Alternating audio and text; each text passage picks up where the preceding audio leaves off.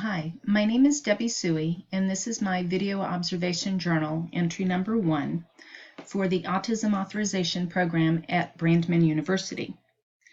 The first video journal entry is to describe the characteristics of the autism spectrum disorder you've seen in your observations thus far. I have been in education for almost 12 years. And all of those years have been in special ed. I have seen many students show a huge variety of characteristics of autism. Some of the sensory issues that I have seen have been shoes being thrown because the socks were bothering them, the sound of pencils writing on paper would send a student into a rage. The happy birthday song would trigger one of my students to cry and try to elope because of that song. The same student had a fear of going into the multipurpose room because it gets too loud. With him, we had him since he was a kindergartner, and I was working with him with the hopes of having him go into the MPR, multipurpose room, for promotion when he was in 6th grade. Thankfully, he was able to do that, and the audience did the silent clapping for him, and it was so emotional to see that he was able to overcome his fears, and what the audience did was not what he had expected. And I am so proud of him for coming that far and be able to overcome that. Some repetitive issues that I have seen would be the demand to have a schedule and have that schedule stay as it was set with no interruptions in the schedule. I have one student now who did not like our impromptu visit to the outside of school, and she let us know it. She went ahead and was had to be calmed down using the strategies that our behaviorist had used.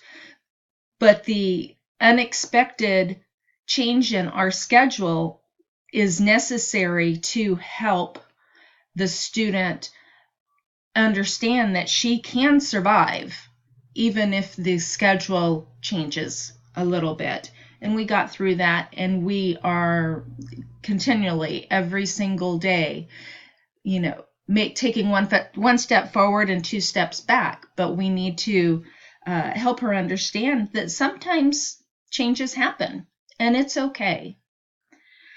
Another thing is for things to be placed just right. If the calendar is not in the correct place on top of the computer cabinet, the student will go and fix it and make sure that it's exactly the way that they like how it is. Other things are like the pencils, they need to be sharp. Some of the kids can actually go through with them being dull, but there's some kids that have to have that pencil to be sharp. Every student is different, and that is one thing that I have in my mind all the time while trying to help these students overcome the things and celebrate the things that they are able to do. Because it might be a little thing for us, but it's a huge thing for them. So again, everybody is different. Looking at the sensory hotspots, talking about the dislike of my hair being brushed or touched. I have a student right now that you can tell that his hair was cut because of how it looks, but it is very messy because he does not like it to be brushed. I have students that do not like loud noises.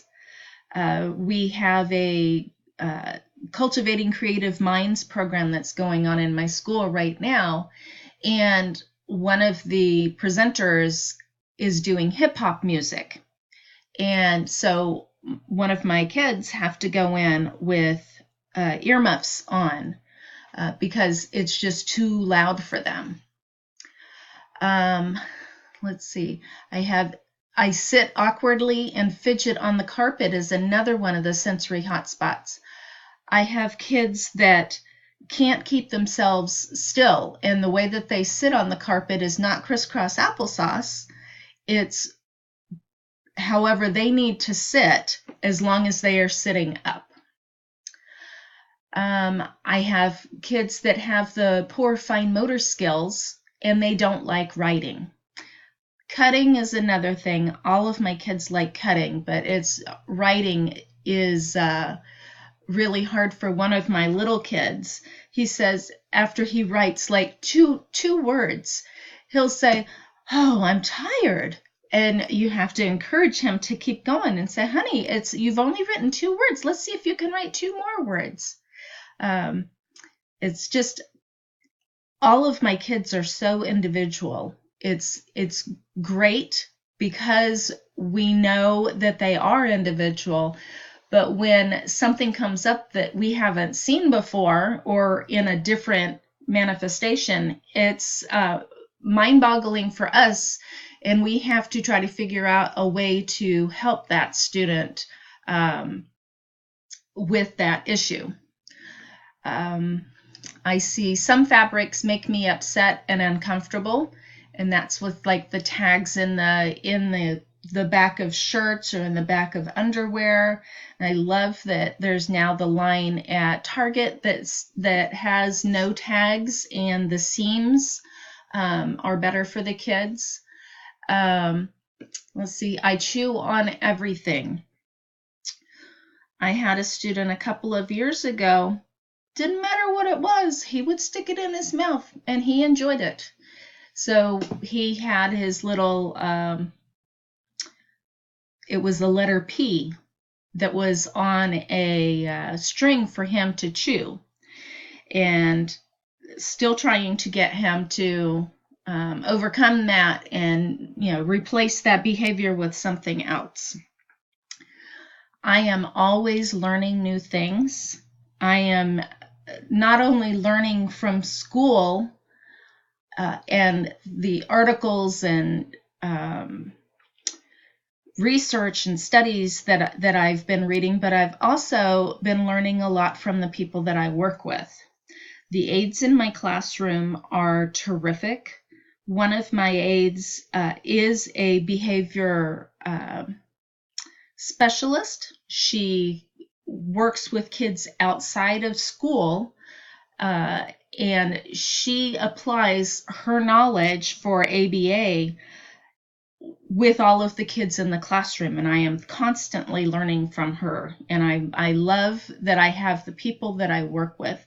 Another one of the ladies that's a one-on-one in my classroom is terrific with the one student that she has, because that student elopes the classroom.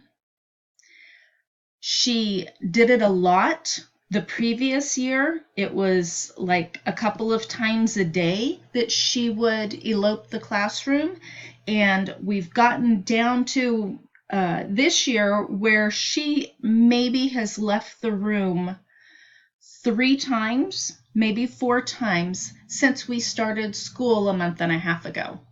So I'm tickled by the progress that is being made with that student, and thankful that I have her one-on-one aide that teaches me every single day. I am learning a lot through the course that I'm taking right now, the autism program. I can't wait in the future to see what else I will be learning. A lot of these things, the sensory is really, really great information. And I have a terrific OT specialist who is at my school. I've known her for many years, and she's constantly giving me new ideas and new little tidbits and things like that. Even if the child is not on her OT caseload, she is still willing and to help because she wants that child to be successful. And that's what I want. I want all of my kids to be successful and to be able to understand that, for me to understand that they all have needs, different needs, and at different degrees. So this is my video journal for this week. Thank you for listening.